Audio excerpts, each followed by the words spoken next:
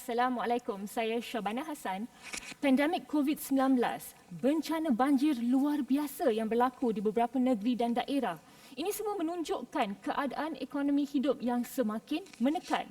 Pelbagai situasi yang dihadapi seperti hilang pekerjaan, perniagaan ditutup, dipotong gaji, malahan ada yang terpaksa mengikat perut demi meneruskan kehidupan. Dengan pilihan yang sangat terhad, kedai pajak gadai emas dilihat sebagai tempat penyelamat.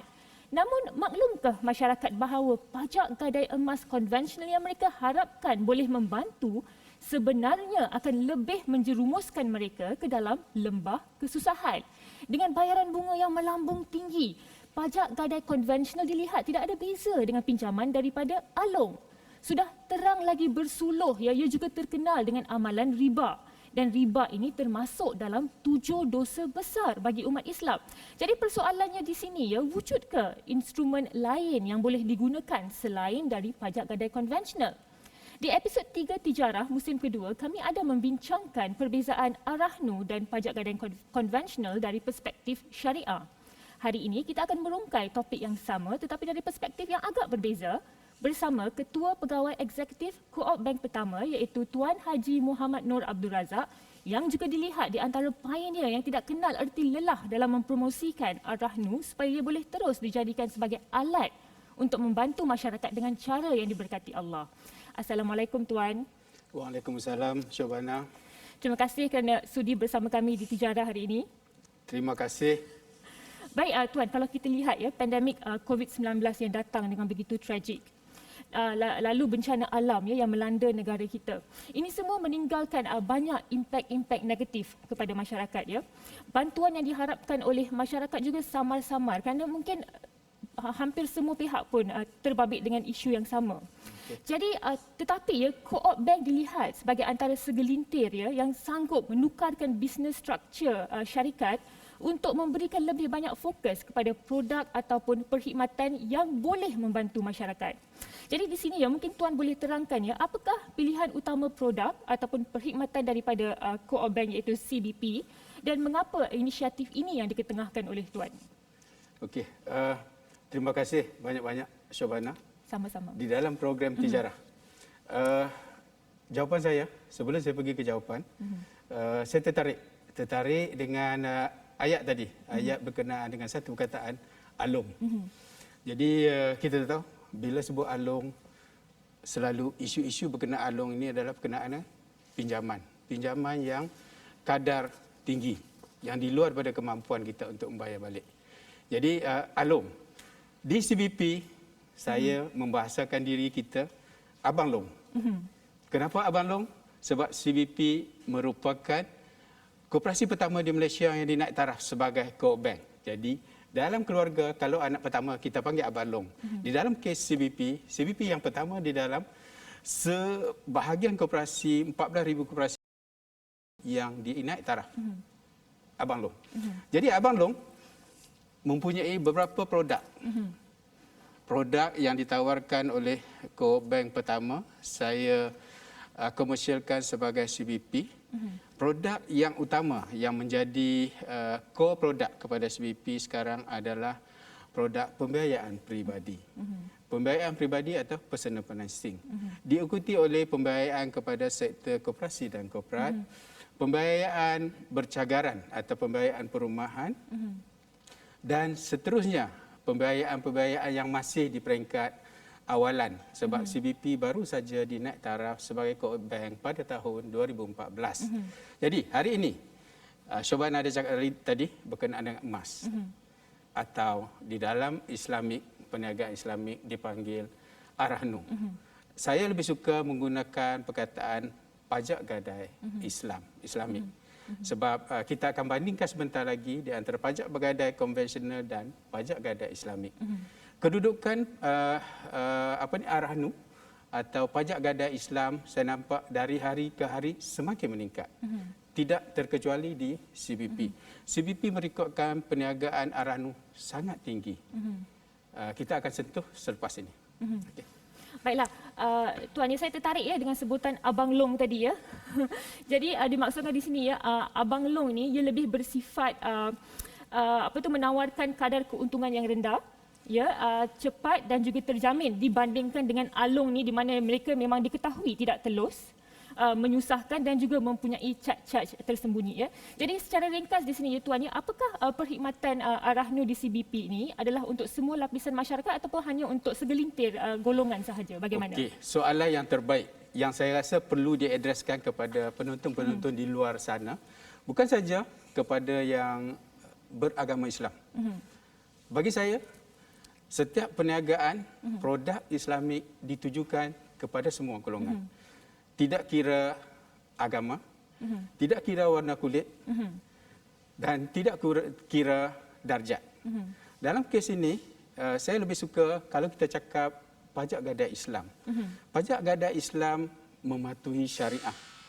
Jadi kita tahu pajak gadai Islam apabila mematuhi syariah, orang-orang Islam di sana, orang Melayu di sana, yang di luar sana, yang sebelum ini kita lihat pada satu ketika ramai sangat yang beratur panjang untuk berurusan di pajak gadai konvensional. Apabila kita membuat kajian, kita mendapati ramai daripada pengguna-pengguna pajak gadai Islam atau Arahnu dan juga ramai yang saya boleh cakap di sini yang berurusan dengan pajak gadai konvensional masih di tahap memerlukan pendedahan atau kesedaran. Jadi keutamaan CBP sekarang ini untuk memberi kesedaran. Kesedaran kepada pelanggan-pelanggan konvensional tadi, pajak gadai konvensional, supaya memahami apa sebenarnya pajak gadai tersebut. Pajak gadai kita boleh samakan dengan alung tadi. Di mana kadar yang ditawarkan oleh pajak gadai saya lihat sangat tinggi. Saya pernah melalui di beberapa cawangan-cawangan pajak gadai. Kain rentang di pajak gadai dinyatakan kadar antara 1.5% hingga 2% sebulan. Jadi kalau kita ambil kadar 1.5% atau 2% tadi, ia akan menjadi 24% setahun. Dan kadar yang ditawarkan oleh Commission tadi tidak jauh berbeza dengan alung. Dalam kes pajak gadai Islam atau Arahnu, kadar yang ditawarkan sangat rendah. Kita akan sentuh sebentar lagi. Baiklah, saya setuju ya Tuan. Masyarakat kita masih lagi memerlukan kesedaran yang lebih mendalam mengenai Arahnu dan betapa pentingnya mereka harus menggunakan Arahnu dan bukan ke pajak gadai konvensional. Baiklah, kita akan membincangkan isu ini dengan lebih mendalam selepas kita berehat. Kita akan berehat seketika dan selepas kita berehat, kita akan bertanyakan kepada Tuan pula mengapa masyarakat Melayu kita ni lebih cenderung ke pajak gadai konvensional dan bukan ke Arahnu. Jadi jangan ke mana-mana.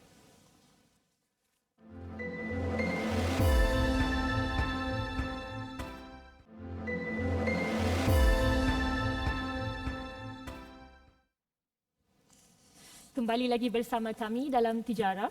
Baik Tuan, kami di Tijara pernah membincangkan mengenai perbezaan di antara pajak gadai konvensional dan juga Arahnu tetapi dari perspektif syariah.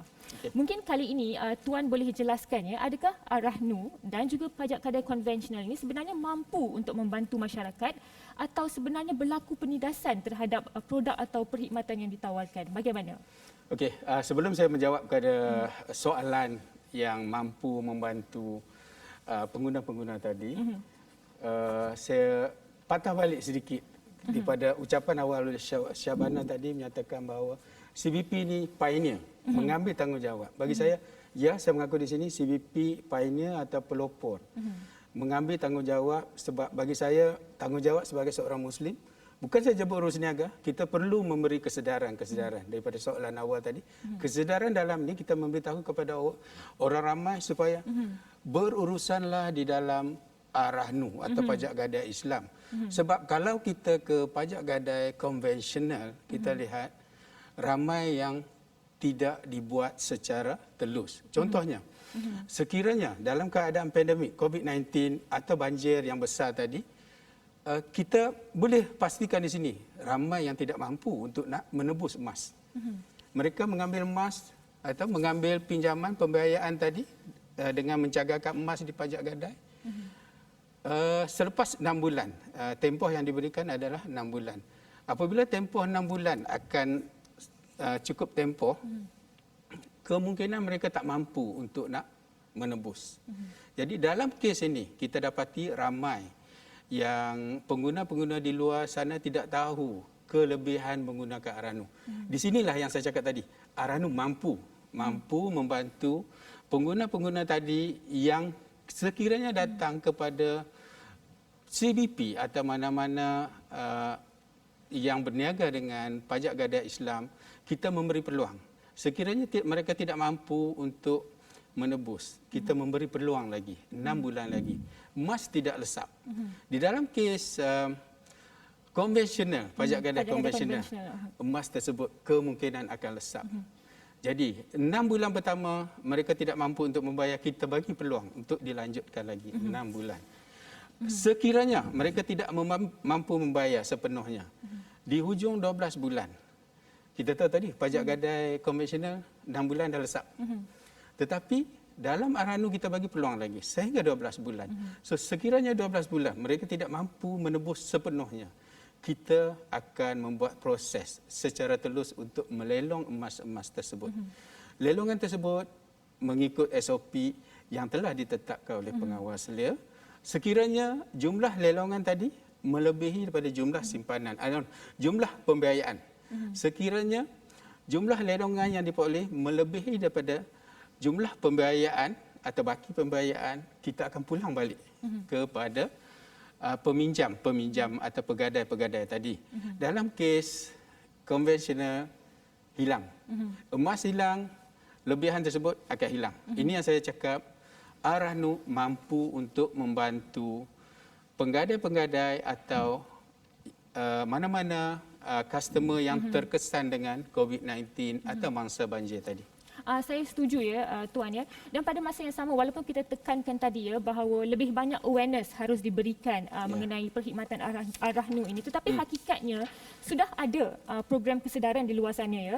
Tetapi masyarakat kita ni masih lagi ingin melibatkan diri dengan pajak gadai konvensional dan bukan Arahnu. Seolah-olah mereka ini merelakan diri ke tali gantung ya jika terlibat ya. Okay. Jadi soalan saya kepada Tuan, adakah masyarakat kita ni terlalu mengambil mudah tentang perkara ini ataupun bagaimana? Okey, soalan tu kalau saya lihat kita segmentiskan. Ada sebahagian pengguna-pengguna orang-orang di luar sana yang sudah memahami. Dan sebahagian besar lagi kurang memahami dan mereka ni saya dapati macam kalau saya boleh gunakan perkataan take it easy. Mereka mengambil sesuatu isu dengan mudah, jalan mudah. Jalan mudah pergi kepada pajak gadai. Pajak gadai konvensional, bukannya kepada pajak gadai Islamik. Betul. Jadi kenapa mereka masih ke pajak gadai konvensional? Sebab saya lihat di sini, kalau kita lihat sejarah dalam perniagaan pajak gadai Islam bagi saya masih baru. Sejarah untuk pajak gadai konvensional masih lama.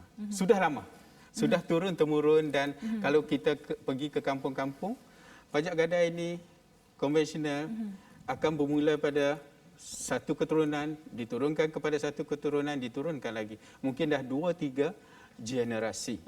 Dalam kes pajak gadai Islam, ianya saja bermula pada tahun 1992. Jadi tahun 1992 sehingga sekarang tak sampai 30 tahun. Jadi masih memerlukan tumpuan fokus yang lebih supaya kepahaman diberikan kepada pengguna-pengguna, terutama sekali orang-orang yang beragama Islam. Baiklah.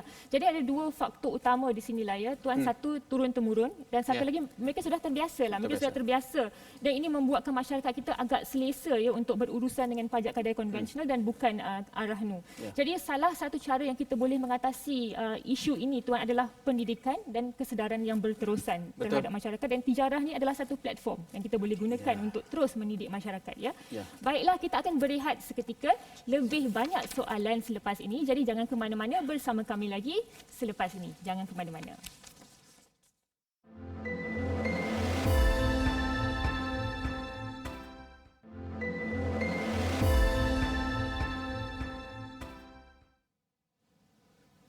Terima kasih kerana masih lagi bersama kami dalam Tijarah. Baiklah, Tuan, kami ada soalan penonton di sini ya untuk Tuan. Okey. Soalannya berbunyi seperti ini, apa akan berlaku kepada barang kemas saya jika saya tidak dapat menebusnya di dalam waktu yang telah ditetapkan? Okey. Soalan ni memang sepatutnya ramai orang tahu jawapan. Tetapi macam saya cakap waktu awal tadi, ramai yang take it easy. Dia tak nak tahu sebab bagi dia apabila dia pergi ke pejak gadai konvensional, dia dapat duit, dia balik. Kemudian apa dia punya hak-hak dia ke atas barang kemas yang telah digadaikan tadi. 6 bulan, apa akan jadi kalau dia tak tebus? Jadi dalam kes Arahnu, apa yang diuruskan, apa yang disarankan oleh syariah sebenarnya sangat telus. Kita di pejabat Co-op Bank, kita akan menghubungi setiap pelanggan yang tidak dapat menebus semula. Kita akan keluarkan surat akuan gadaian SAG dalam kes ini. Kalau di konvensional dipanggil surat gadaian. Jadi surat akuan gadaian ini akan dikeluarkan dan kita akan berbincang dengan pelanggan tadi dan kita memberitahu bahawa mereka punya hak. Hak di sini untuk melanjutkan lagi 6 bulan. Emas tersebut tidak akan lebur, tidak akan hilang macam tu. Cuma ada sedikit kos-kos yang akan dikenakan, yang kita akan bincangkan lebih lanjut selepas ini. Itu kelebihan, ketelusan atau kesamaan yang kita tunjukkan daripada syariat Islam. Dan kita patuhi di situ. Jadi emas tadi tidak akan lebur selepas 6 bulan dan sekiranya disambung 6 bulan lagi, kita akan panggil juga. Akan hubungi penggadai-penggadai tadi memberitahu kedudukan. Kedudukan sekiranya tidak ditebus, kita akan lelong.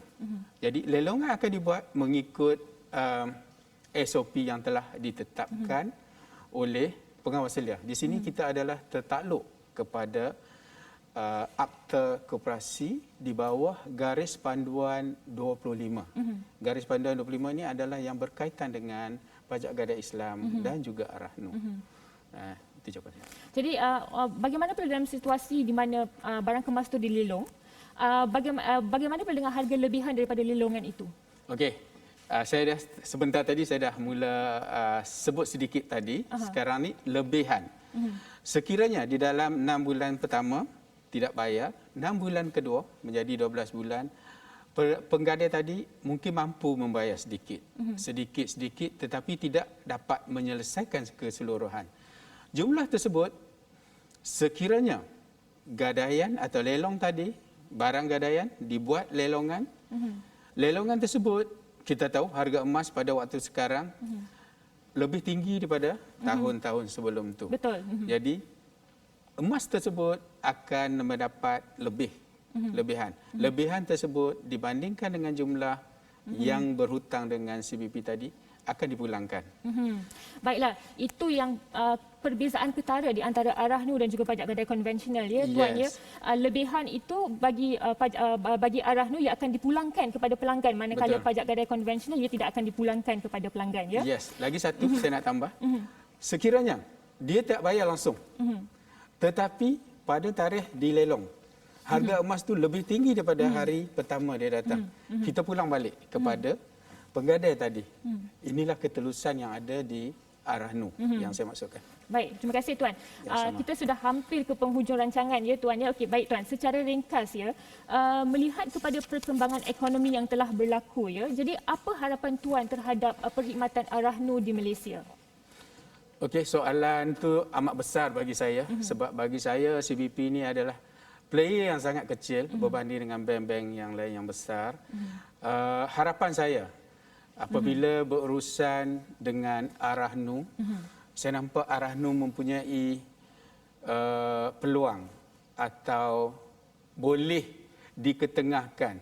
Kita boleh mendidik, mewujudkan kesedaran kepada lebih ramai pengguna atau penggadai-penggadai di luar sana supaya gunalah Arahnu kerana Arahnu adalah 100% syariah dan kita tahu Arahnu tidak mengenakan riba. Riba tiada di dalam Arahnu dan riba kita tahu adalah salah satu daripada 7 dosa besar yang diharamkan. Betul. Jadi saya nampak di sini kita perlu bersama-sama, bukan saja CBP, dengan mana-mana operator, pajak gadai Islam, koperasi-koperasi, bank-bank, kita kena bersama-sama. Bersama-sama untuk memberi kesedaran lebih menyeluruh kepada pengguna-pengguna di luar sana bahawa Arahnu ni sebenarnya sangat bagus. Sekiranya kita mengikut syariat yang telah ditetapkan. Saya setuju. Masyarakat harus maklum ya Tuan bahawa Arahnu ini dibina atas dasar fardu kifayah iaitu kepentingan umat Islam ya. Betul. Dan bukan hanya atas dasar keuntungan semata-mata seperti pajak gadai konvensional ya Tuan ya. Okey, baiklah. saya tambah sikit. Silakan secara ringkas saja. Okey. Saya tambahkan sedikit di sini. CBP kita akan nyatakan produk-produk yang ditawar terutama Arahnu ni harga atau charge keuntungan yang dikenakan oleh CBP sangat rendah. Jadi di peringkat awal Syobana ada cakap tadi kita mempelopori. Yes, kita mempelopori Arahnu. Kita mengambil inisiatif menawarkan kadar yang rendah berbanding dengan pajak gadai konvensional dan Islamik. Kadar yang ditetapkan, yang ditawarkan kita melalui kempen yang baru saja dinyatakan atau diwar-warkan baru-baru ini mulai 1 Februari 2021 di mana CBP menawarkan kadar yang sangat rendah, 7%. Berbanding dengan pajak gadai konvensional antara 18 ke 24% dan operator-operator Arahnu yang lain antara 7% ke 12%. Jadi salah satu sumbangan untuk mempelopori Arahnu ini kita perlukan sedikit pengorbanan. Pengorbanan yang dibawa oleh CBP adalah mengurangkan kadar tadi kepada kadar yang lebih rendah. Baiklah, terima kasih Tuan. Masa memang tak memihak pada kita ya. Saya nak dengar lagi kalau boleh tapi memang masa tak memihak. Baiklah penonton, kita sudah pun berada di penghujung rancangan. Terima kasih diucapkan sekali lagi kepada Tuan Haji Muhammad Nur Abdul Razak selaku Ketua Pegawai Eksekutif Co-op Bank Pertama. Melalui penerangan beliau, alhamdulillah kita lebih memahami apakah itu Arahnu dan bagaimana ia merupakan satu instrumen kebajikan yang diperkenalkan dalam Islam bagi membantu masyarakat dalam menguruskan kewangan mereka. Ingin saya tekankan di sini ya, walaupun Arahnu mungkin dilihat sebagai alternatif kepada pajak gadai konvensional, tetapi hakikatnya perbezaan di antara mereka bagaikan langit dan bumi. Pajak gadai konvensional ini lebih kepada penindasan, ketidakadilan, penipuan, harga bunga yang melambung tinggi dan sifat zalim yang hampir sama seperti Alom. Manakala perkhidmatan Arahnu pula berteraskan keadilan, transaksi yang jelas, unsur-unsur yang tidak menindas pelanggan dan yang paling utama, ia bebas daripada riba. Jadi sebagai umat Islam khususnya, ia menjadi tanggungjawab dan kewajipan kita untuk tidak terlibat dengan pajak gadai konvensional dan sebaliknya, gunakanlah perkhidmatan Arahnu. Akhir sekali, bagi orang ramai di luar sana, kalau anda ingin mengetahui lebih lanjut mengenai perkembangan Arahnu di Malaysia dan bagaimana ciri-ciri murni Arahnu ini telah menarik lebih banyak institusi untuk menawarkan perkhidmatan Arahnu, jangan lupa untuk bersama kami lagi di minggu hadapan dengan perbincangan lebih mendalam mengenai perkembangan Arahnu di negara ini dan bagaimana anda boleh menjadi sebahagian darinya.